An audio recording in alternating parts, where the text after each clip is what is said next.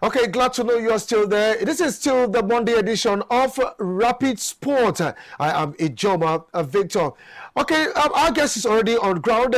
Yes, I'm talking about Dayo Awoniyi, aka D1 Sport. Well, Dayo, it's good to have you this evening on Rapid Sport. It's good to have you. Let me call you my boss, Victor. It's my pleasure to be on your program as well. I've been looking forward to a day that I'll be on your program, and I'm so delighted to be on your program this evening. And I know it's going to be a bumper program at the end of the day. Thank you very much. You're welcome, D1. And how are you doing today? How's your day been so far? Fantastic. After what happened during the last weekend, I think many people are shaking it off. Most Arsenal fans, I know you get there. They are shaking it off right now. So I believe they don't get better in the week. They don't have a choice, so they have to shake it out and concentrate on the other three trophies if they can get something out of it. Okay, let's go down to let's begin on another route. What's happening at the NFF Extraordinary Congress that took place in Bayelsa today, with the election slated for September. Can you throw us more light with what happened at the Congress? Yeah, thank you very much, Victor. It was an interesting Congress. Many people are looking forward to the Congress of today. And at the end of the day, they didn't disappoint because it is something that we open a way for elective Congress that will be coming up this year. You remember the last time elective Congress was held was in Benin City in 2022. That was 4 years ago. And we expected to have another one. And today, a date was decided for the elective. It's going to be on the 26th of December 2026, and it will take place in Nasarawa, in Lafia to be precise. And one of the things that many people are looking up to is, are we going to have new executive at the end of the day, or Ibrahim Gusso led NFF will continue with what they are doing? There are permutations on ground. Some people are thinking that they need to teach to other side, but you know, in politics, anything can happen at the end of the day. But I must tell you that people are beginning to think of what are the new things that we need to inject into our football. We've been experiencing shaky moments some years back, talking about not qualifying for World Cup back to back. Right now, again, our cadet, lower cadet, talking about under 17, under 20, they are not really performing very well. There's so many things that surround our football, and many people are thinking of, how are we going to remedy this? But I must tell you, when it comes to politics, anything can happen at the end of the day. You could remember what happened in Benin, despite the fact that so many people are teaching to some other people that they think can make it happen. But at the end of the day, so already the ground is being wet right now, and people are looking forward to Lafia in September, what is going to happen over there. So, and again, you remember not quite long, our president of Nigeria talking about Bola Ahmed Tinubu, awarded or rewarded players that really perform exceptionally in some competition that we played in the past. But I must tell you, one of the things that so many football pundits are looking up to when it comes to this Congress that was held today was they didn't talk about the contract of our coach, talking about the coach, Super Eagles coach. Many speculations that was not mentioned. We know the way that we have in our facilities in Nigeria, talking about the stadium that we have. So many of them are decayed. We are relying on not just only the one in Akwa Ibom and the one in Abeokuta. What other stadium can we point to in Nigeria? They didn't talk about that. About the way how we're going to make sure that we don't have rancor when it comes to our football in Nigeria. That was not mentioned. We are talking about the issue of our local league. How can we improve all the issues that are surrounding our local league? How can we put things in order to make sure that our league is truly a professional league that we are talking about? So these are some of the things that they didn't talk about. But at the end of the day, we are going to have an elective Congress coming September 26 in Lafia. So many other things that we can't just finish discussing today. I believe in the subsequent program, we'll still talk about them. So these are just the rundown of what happened in the elective Congress, in the extraordinary Congress in Bayelsa today. Now, this elective Congress was supposed to go down some weeks back, probably not 2 months ago. There was a court case. Is that court case still on ground? But it was sponsored by Harrison Jala. Is it still on ground? You know, anytime we are talking about Congress, there are some issues that so many grievance individuals we come up with, and it's something that we've been experiencing in many years back, and this thing is resurfacing again. I believe at the end of the day, it's because of the fever of election that is making so many people to talk about it right now. It's still in court, but you know, it has never been decided upon, and as it stands right now, that will not stop the Congress from going on until the court decides otherwise. So you will still see so many other individuals or group of people coming up with different cases against NFF. It's not new to us, and I believe it's still pending, and this will not affect our football. Majorly what people want in our football is how are we going to grow to the name giant of Africa that people know us with. How are we going to match it with the activities on ground, not by name alone? Because so many countries in Africa and all over the world, they are catching up with us in both female and male football, and not by name alone. How are we going to match up to our name? These are some other things that people are talking about, and we cannot leave out the issue of allegation of misappropriation and some other things that people are saying. So these are some of the things that we are facing, and I believe as the time goes on, we still see many court cases, but I think that will not stop us from having our elective Congress at the end of the day. Okay, now, Dayo, as a journalist, do you think that this elective Congress that is coming up in the month of September, will it be expanded? And not only the administrators or FA chairmen or chairman of chairmen that will be involved in this election, do you think it will be expanded? Because many has called that they should throw it open, including journalists should also go in and cast their votes. Now, Victor, you just mentioned a salient point right now. That is one of the things that Shehu Diko mentioned today during the extraordinary Congress. He said it will be expanded. He encouraged NFF to make sure that it's been expanded, because we have many stakeholders that can contribute to development of sport in Nigeria. Private individuals, not only the FA chairman, because you've seen all these FA chairmen for years, they've not really done anything fantastic. And we have journalists that have been on field for so many years. They've garnered the experience. They know what it takes. They've covered a lot of international, local competitions. They've seen how other people are doing it in other clients. They have the experience. They have what it takes for them to make sure that they contribute to the development of football in Nigeria. But they are being seen as an outsider. So I think this time around, that one should be the major focal point for whatever we want to do. And I believe it will be expanded, because so many people are clamoring for this, and I think it's so intense right now that there are people are looking towards that direction, because it looks as if you are just rigmaroling in one place. People have ideas that they can, and if they are not part of the Congress, it will be difficult for them to contribute their own quotas, because we see them as whatever they are saying outside will not make any effect until they are part of the caucus, and they can have their say as well, because they are just like minority now, because they are not part of the caucus. So I believe in some days to come before election, they might expand it, so that other people like you, Victor, that you are the senior journalist, at least you have your own say at the end of the day. Okay, let's see how it pans out. Definitely be waiting for that expansion. September 26th. Well, is in Nasarawa here? I think it's close by. Yes, that's why it's close by. We were thinking it's going to be in Abuja. Well, we also think it's going to be far away in the south, the way they always do it. But they took it to Nasarawa this time. I think it's good, all said and done. Now, let's come back to the league. Ever since the Rivers United were knocked out of the CAF Champions League, we were expecting that, they will improve on the number of outstanding games that they have. Now, in their last 5 games, they lost 3 out of the last 5 games. And as we are speaking now, as we are chatting, as we are talking, they are losing to Nasarawa United 4-1.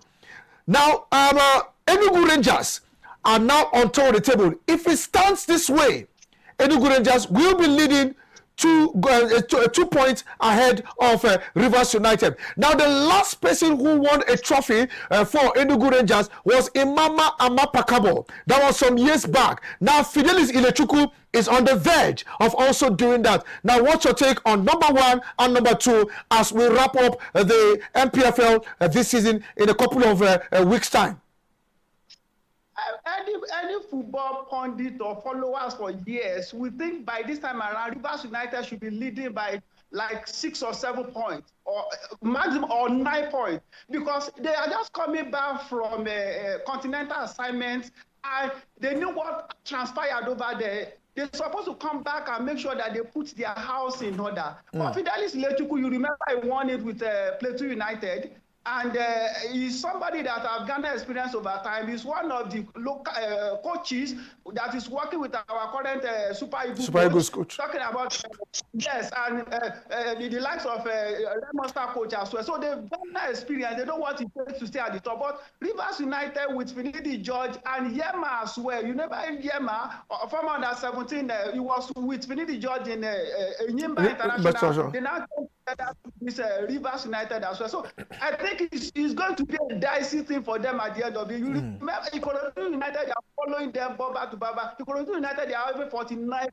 Remember, Ikorodu United also, they first top the table, and they are not leaving any stone unturned right now. So it's going to be very difficult for Rivers United to win at the end of the day, because the moment Fidelis Lechoku lays his hand on that particular number one, for anybody to dethrone him, it will be a tough task.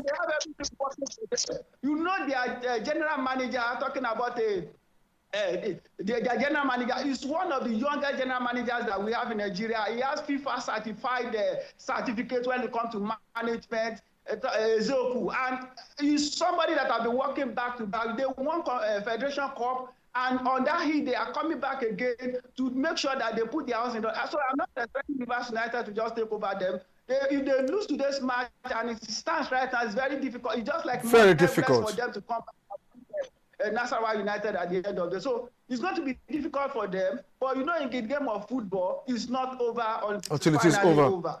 Well, also another team that is also chasing a place in the continent is Abia Warriors. They are also playing against Niger Tornadoes, and it is 2-0. Now, Abia Warriors, led by Imama, also a coach that has won the NPFL with Rangers International. And they were told last time, they were just by a whisker, they missed the CAF Confederations Cup. Are we seeing them doing same this season?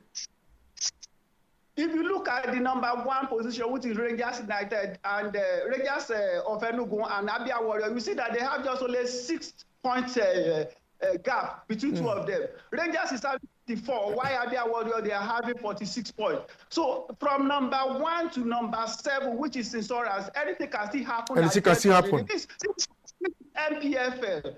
If you, let me use the local palace, if you lose guard, they will make sure that they overtake you at the end of the day. So anybody can still win at the end of the day. So Amama as well is a grounded coach. You know what it takes also to qualify for continental showpiece, and he will not let his guy down to make sure that at the end of the day they qualify. Let me quickly say something, but it's so pathetic if you look at the relegation zone there, Victor. You discover that out of the 4 clubs that we have in the relegation, so we have 2 privately owned club side in that 2 relegations. So talking about Raymond Stars and Kun Khalifa. Kun Khalifa, what is happening to our privately owned club side in Nigeria? The Barao that we are even talking about now, they are occupying, which is another, the third privately owned football club in Nigeria. They are occupying number 11. So I think there is issue somewhere that need to be solved. Why is it that private clubs are not thriving in Nigeria? You know something, D1? So there's something you should know about privately owned clubs. Now, it's a discussion for another day. It reminds me of Membe City. It reminds me of Giwa FC. It reminds me of Living Faith of FC here in Abuja, and also some other clubs like that. Many of them have really gone down, and now truly, just like you have said, it's really threatening that Remo Stars, the defending champions, are in the relegating waters, and also Kun Khalifa. It's really, even Eyimba. Let's look at Eyimba. It's really a pity that Eyimba, as we speak, are 16 on the log. Anything can still happen the same way it is on top of the table, the same way it is in the relegation zone. Any team can be relegated. Kano Pillars escaped over the weekend, beating Eyimba by 2-0. Now, let's look at Eyimba, Kano Pillars, Remo Stars, and Kun Khalifa. Let's start from Remo Stars. Kunle Sonami has been doing a fantastic job when it comes to management of sport. You know, he's the owner of Beyond Limit as well. Yes. So he's somebody that understands what football business is all about. You know, Ogumodede also winning the league last season, and this time around, I think something is really happening. Something is happening that you can't tell. Yes. You discovered that recently they did play in their stadium in Ekene. They were moved to Abeokuta because they were renovating their stadium in Ekene. So they had no option than to move to Abeokuta to be played. And I think that one affected them as well. And talk about some of their players that left immediately after the exodus of players immediately after winning that league. Many of them, they traveled out of the country. Some of them, they are playing for another. So it destabilized. They needed to restructure again from the beginning. And that one is affecting them. And their coach, talking about Daniel Ogumodede, he has not been around for a while. But Usman Abdallah has been appointed already to take that position. So I really don't know what's happening in the home of Remo Stars. Abdallah has taken over already. Abdallah has taken over already. It's a difficult thing for them. It's a difficult thing. I'm talking about Enyimba. Since Wako Kanu assumed the office as that the chairman of Enyimba, it has been that is the difference between being a player, a successful player, and being a manager. It's the two different things. So Kanu, I think, even in my own opinion, something needs to be done about Kanu, because Enyimba International is a traditional club. It's a club that is well known all over the world, not only in Nigeria, but all over the world. So something needs to be done about them. So we have a lot to say, but I believe... Do one. You talked about Kanu, Nwankwo Kanu heading the affairs of Enyimba, and they are now the 16th position. And let's go back to Kano Pillars, headed by Ahmed Musa, who happens to be a player and a coach, and he seems to be scoring the goals with his ability. What would you say of that, Ahmed Musa and Kano Pillars? I think the major problem that Kano Pillars is having is that in Nigeria as a whole, we can't differentiate between fans and supporters and football enthusiasts. We differentiate the fans, the supporters, and the football enthusiasts. We continue to have problems. You know, they always have problems one after the other. Security bannings from one state to another state, like Marodia, what is it called, club, moving like somebody that does not even really have a particular place to stay. So that one is affecting our football, because football is a culture. It's embedded in people. If the culture is being destabilized, it will affect the outcome of the player, because not only the players that are getting the results for club, the number 12, which are the supporters as well, they are very important. And when you don't have your supporters behind you, and you know one of the supporters that are mammoth in Nigeria is talking about the Kano Pillars supporters. If you go to Kano to play in Sani Abacha Stadium, it's always packed to the rafter at the end of the day. People will come out and watch football. They love Kano Pillars. But when they are not having any time, any opportunity to watch it, it will demoralize players as well. So these are some of the problems that we are facing when it comes to the issue of Kano Pillars. But I believe they will bounce back. They know what it means to bounce back, and they will bounce back. Okay, after today's game, 7 more games to be played in the NPFL. 7 more games to be played after today's game. Are you hoping to see changes from the top and also the bottom? Definitely, there's going to be change. Hello? I can hear you. Go on.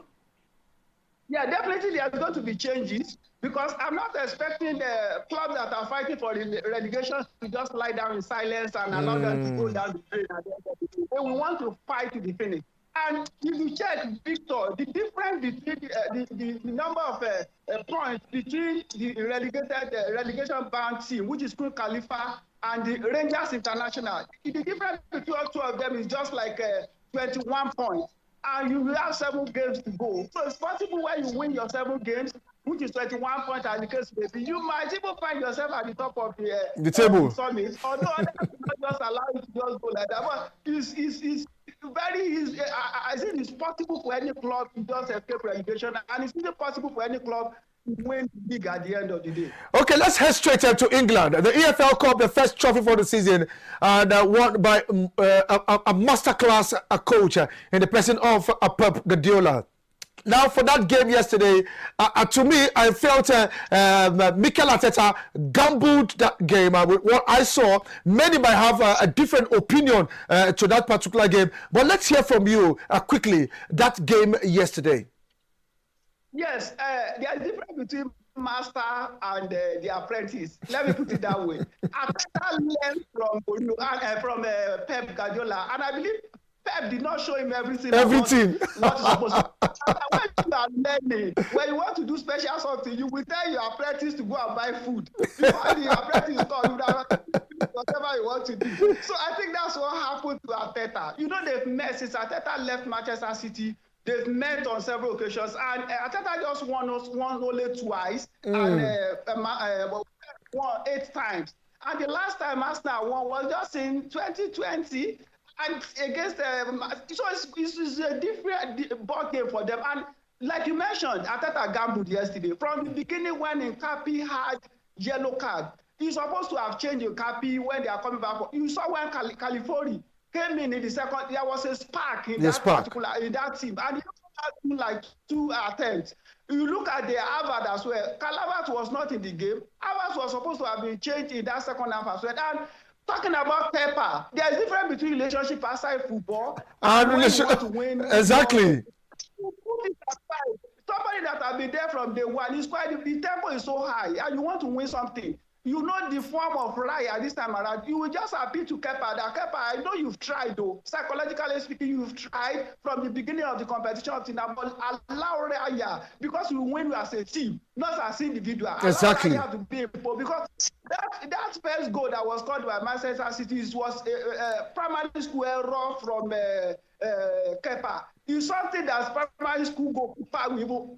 How can you allow in that kind of tempo? How will you allow that kind of ball to slip? Come on now, Victor. It's so pathetic. But I think tactically speaking, Pep Guardiola showed that he understood the game very well. He read the game, and you discover that second half, he didn't even allow Arsenal to pass through the midfield. They caged Arsenal from that midfield. For them to even go to the box setting of Manchester City, it was so difficult for them. So the game was won from the midfield. And look at Doku. What is Nkapi thinking? See how Doku, oh my goodness.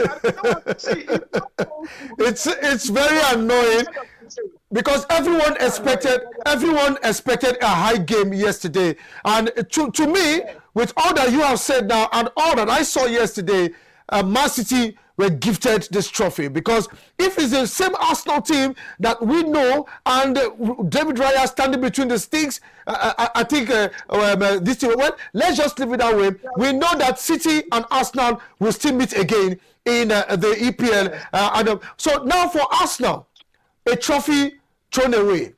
Do you think Arsenal can get all 3, or they can get 1, or they can get 2 before the end of the season? Arsenal still have a chance to get 2 cups. 2 cups is something that Arsenal can get. Let's be realistic. They have every opportunity to win league, because as you look at it, they have upper hand when it comes to the number of home games that they are going to play. But it's so dicey as well, because they are going to play 3 London derby before the end of the season. They will play against West Ham, play against Crystal Palace, and as well play against Fulham. And it's going to be very difficult for them to win at the end, because anything that is derby is always tricky. I'm talking about Manchester City as well. They have a game at hand, but at the end of the day, I think everything is for Arsenal to win. Yes. I mean, the league, and they are master when it comes to FA Cup. They know what it takes to win FA Cup. So I'm expecting Arsenal to win league and FA Cup at the end of the day. They don't throw it away. But Champions League is going to be a very difficult game for them to win, because we have like a PSG and other clubs that are still just for that particular cup at the end of the day. Okay, thank you so much, D1. It's really fantastic and great having you on the show this morning. But I have one assignment for you and I. We'll be looking sure that the NFF expand that elective congress ahead of the election in September, so that as we can have the likes of you and I and many other journalists casting their vote to bring in the new executive come September. I believe it will happen, Victor. I believe it will happen. Thank you so much. I truly appreciate you. Let's do it again some other time. And I want to say thank you so much. Thank you so much, Victor.